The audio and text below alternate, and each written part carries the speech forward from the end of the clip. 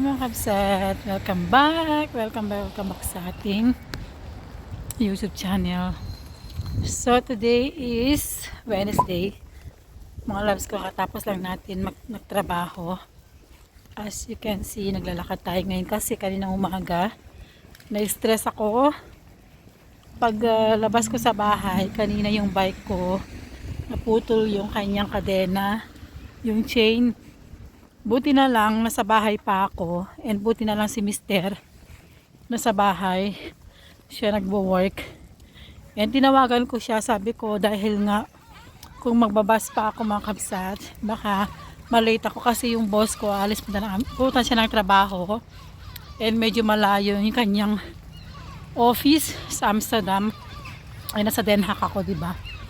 Sabi niya, buti maganda yung mood ng mister ko. Sabi niya, sige hatid kita kasi malapit lang naman yung work ko. So ngayon, buti na lang nagkataon na Wednesday and natapos ako ng maaga ngayon. Tumawag ako sa bike repair shop. Nagkipag-appointment ako ng 3 para dalhin yung bike ko doon mga loves. At sana ma-repair nila agad or iwan ko yung bike ko doon para bukas ay pipikapin na lang ni mister kasi malapit lang sa bahay yung repair shop. So ngayon, ito naglalakad tayo, magbabas tayo.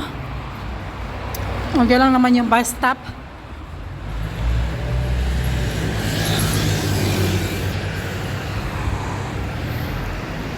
Doon lang yung bus stop mga loves. And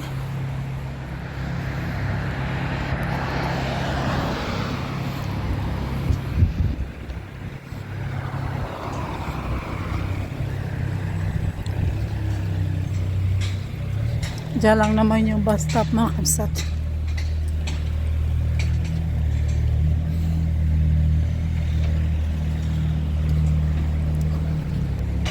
So yun, alam niyo mga loves, na-realize ko na na-stress ako pag yung bike ko nasisira kasi nasanay na ako sa bike.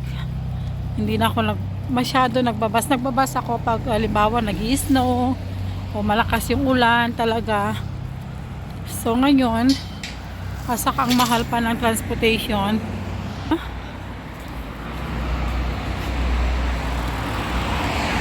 Check natin yung bus, 6 minutes mga loves. Darating siya ng 6 minutes.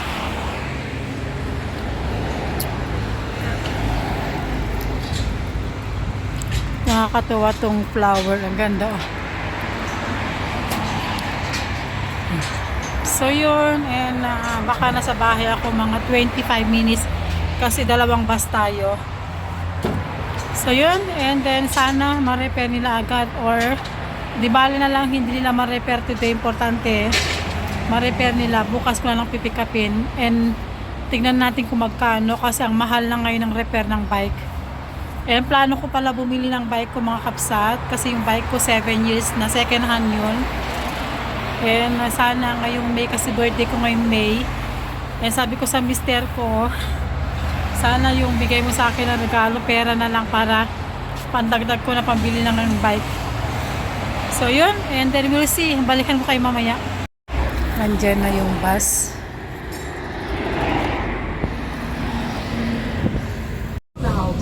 Next stop, Rijkersbergenweg.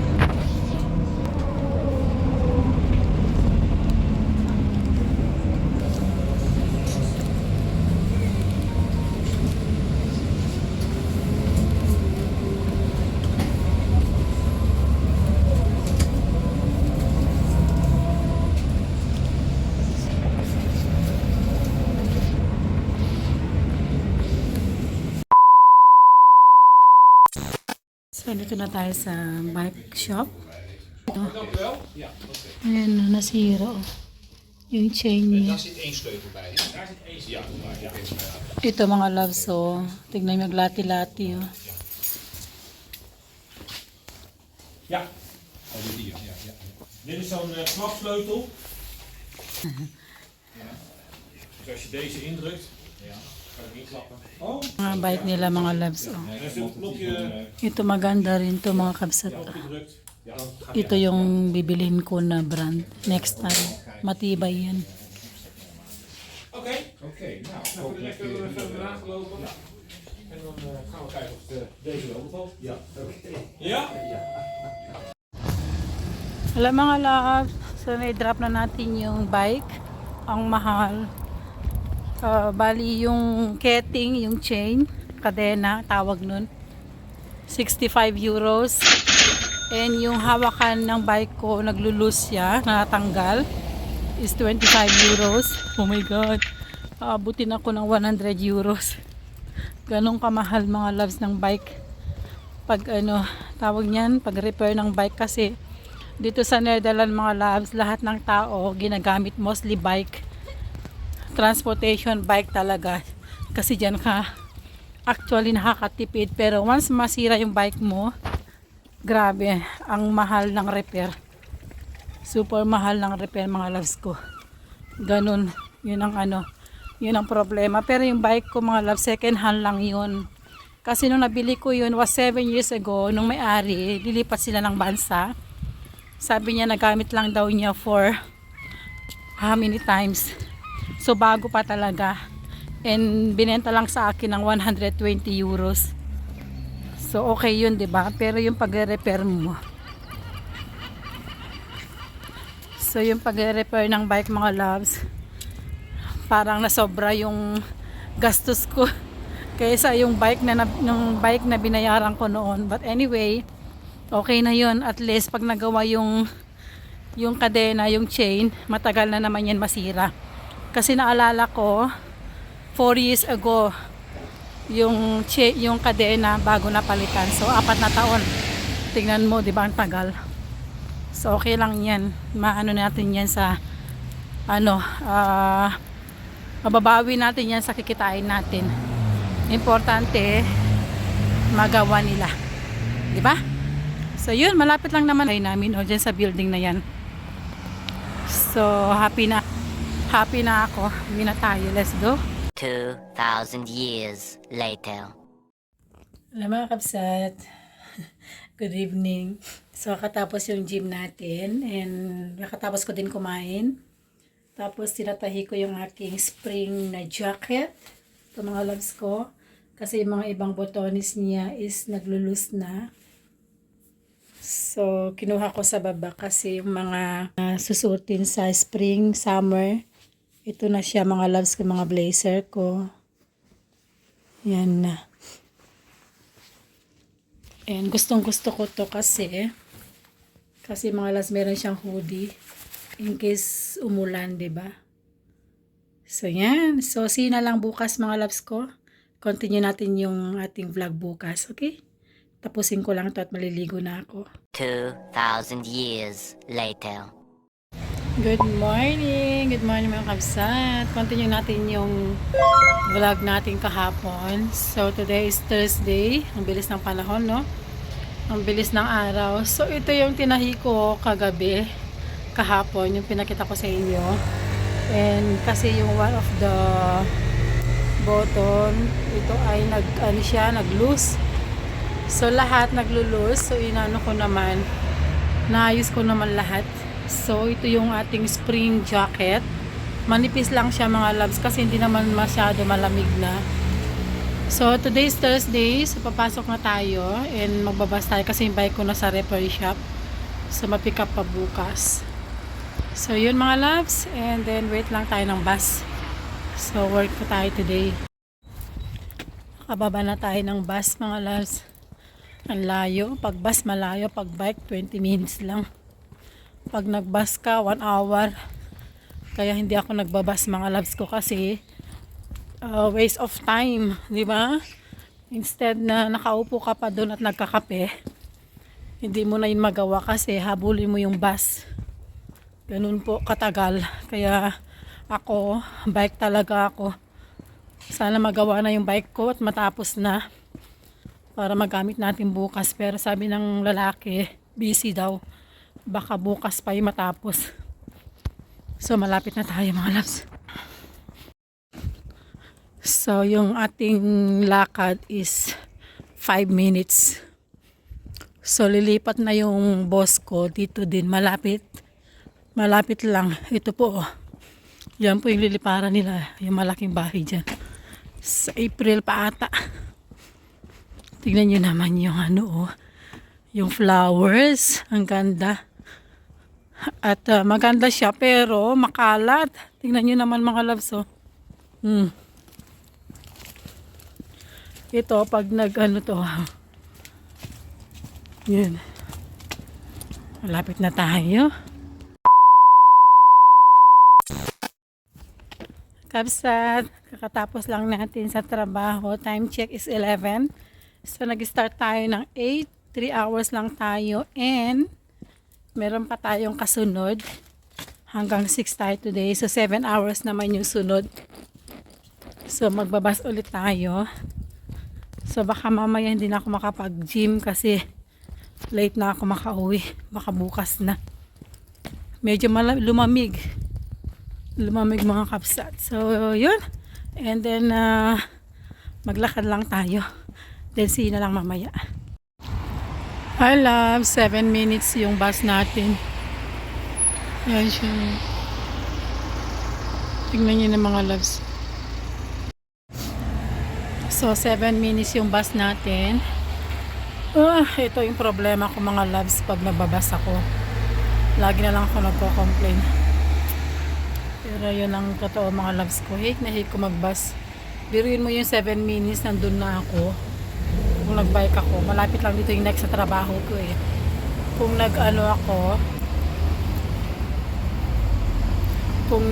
nag-bike ako mga loves, nandun na ako yung 7 minutes. Ngayon 7 minutes yung hintayin natin tapos maglalakad pa tayo. Nandyan na yung bus mga loves. So buti naman on time siya. Late na tayo. Grabe, na-stress ako. Hello, kabsat. So, nasa labas na naman tayo. So, magkukwento ako sa inyo mga loves. Diba nung Monday, nanood kayo ng aking vlog, sabi ko, yung boss ko, nagpabili ng sigarilyo, 2 pakete. So, ngayon, napapabili na naman. Diba nga, sabi ko sa kanya, nagkakaubusan na. Wala nang sigarilyo. Tatanggalin na yung sigarilyo. Every time na mag-grocery ako, nagpapabili na siya ng sigarilyo. So, 2 pakete na naman. Sabi ko, meron ka ng 4 na pakete doon. Oh, ganun ba? Sige. Sabi niya, bilihan mo pa ako ng 2. Oh my God. Tawang-tawa ako sa kanya. Sige. At least meron siyang stock, di ba? Yung mahal-mahal ng 2 pakete na sa kulang 200 euros. So, ngayon, 3 yung pupuntahan natin. Punta tayo sa Albertine Grocery sa bentahan ng mga karne at bili tayo ng sigarilyo. Ay naku mga kabsat, ito yung ating buhay. Okay lang yun para makapaglanghap tayo ng fresh air. Hindi na lang puro sa loob ang init. Nakatodo yung heater nila sa loob. Kad na naman tayo. At kung nanonood kayo ng aking vlog, familiar kayo dito sa ating dinadaanan. Yun. And magluluto pala ako ng pansit. Yun, lulutuan ko siya kasi wala po yung boss kong lalaki.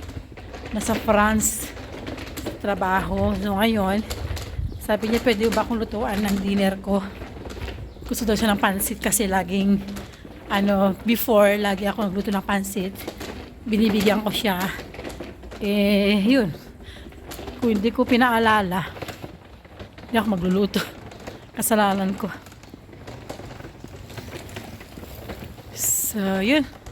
Punta muna tayo sa Albertine. Busy. Mga tao may kanya-kanyang trabaho. Mga iba tapos na. Mga iba, mga pensionado na. Mga iba may nagde-deliver. So, ito yung bibilihin natin. Repolyo, avocado, shiitake, candles. And then, sa slacker rice, cigarettes. Yan. So, nakita niyo yung cigarettes. So, nandito na tayo. Yan. So, mamimili muna tayo. And, mamaya ko na lang kayong balikan. Ha? Kasi si busy. So, So, tapos na tayo mga loves. Kaya pala close sila nung Monday ginagawa nila. Yung loob, ang ganda ngayon, napaka-organized.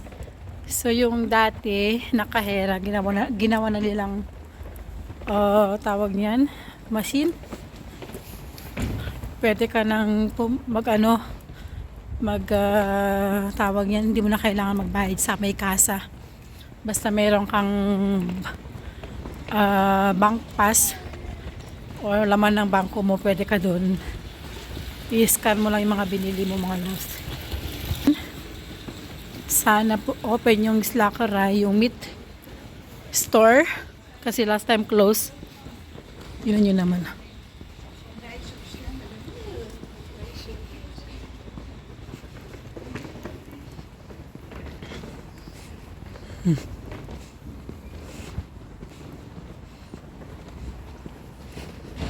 Parang boring mga loves, no? Yung mga store dito. Walang bumibili kasi very expensive. Hindi kaya ng bulsa mga loves. Mag-online ka na lang. Kaya walang masyadong bumibili. Sabi ko,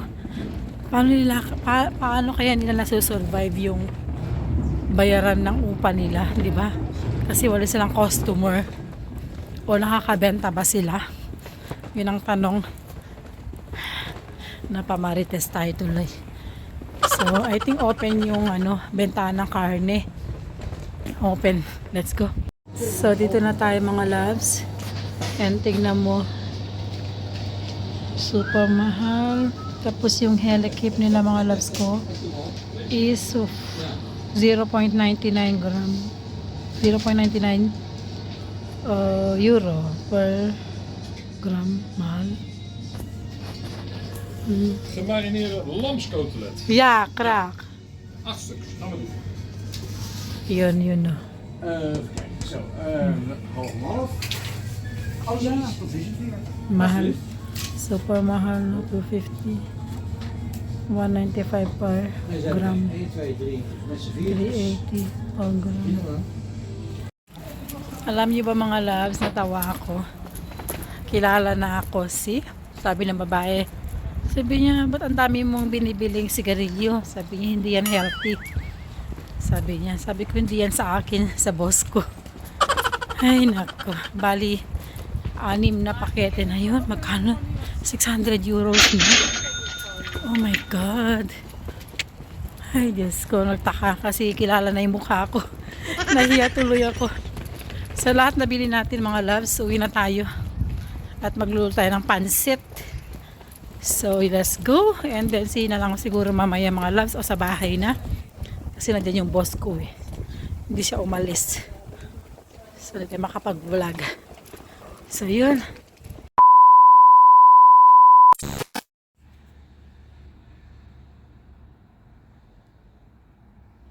$2,000 years later. Wala mga kaps, tapos na tayo sa work. So, uwi na tayo. Nasa bus po, baka busy. So, time check 6:30 na. 8 o'clock tayo nag-start. 6 o'clock na ng gabi tayo natapos. So, 10 hours. So, hindi ako makapag-gym today. Bukas na. So, ito nasa bus tayo ngayon. And, medyo okay naman yung weather. So, sa ganitong oras, maraming pasahero mga loves. So, yun. And, see na lang mamaya sa bahay. Good morning mga loves. Umuulan. Continue natin yung vlog natin kahapon para mamaya ma-edit na natin to. Today is Friday everyone. Happy Friday. So Friday na. Finally. At ngayon is tawag niya last weekend ng trabaho natin. And tomorrow Saturday meron tayong appointment sa nail. For the first time magpapagel magpapagel tayo sa ating kuko. I-try natin mga loves. Mahal siya, nasa 45 euros. Nagpa-gel na ako sa paa ko last week. Ay, grabe, super sarap. Grabe. Minasahe nila. Ang sarap nung ang sarap ng feeling. Saka magaling yung babae. So ngayon, babalik tayo bukas. 11 yung appointment natin. Maghintay tayo ng tram. At hanggang alas 12 lang po tayo ngayon. Kasi meron tayong babysit mamayang gabi. And pipick upin natin yung bike natin dyan. Malapit sa amin. Nagawa na daw. Tumawag si Minir. Natapos na yung bike ko. So mamaya pick upin natin. Okay? And then sasabihin ko sa inyo kung magkano yung nagastos sa repair. So wait lang tayo ng bus. Ng tram. Welcome sa nakababa na tayo. Bibili tayo ng ng tinapay. Kasi masarap yung dyan. Sarap po yung tinapay nila dyan. Yung tawag niyo mga lads? Pakita ko sa inyo. Para mamaya magkape tayo. Meron tayong kakainin. So ito mga loves, sinasabi ko sa inyo, masarap. Ito mainit pa. So bili tayo sa kato. Masarap to mga loves, pang coffee. Let's go. Hi kabsat. So ito yung nabili natin. So ito yung pang coffee natin mamaya. Kasi nag-breakfast ako kanina ng oatmeal. Kasi minsan around 11, medyo nagugutom ako. Ayoko sanang kumain nito, di ba yan, mas sweet. Minsan lang naman. So dito na tayo sa elevator.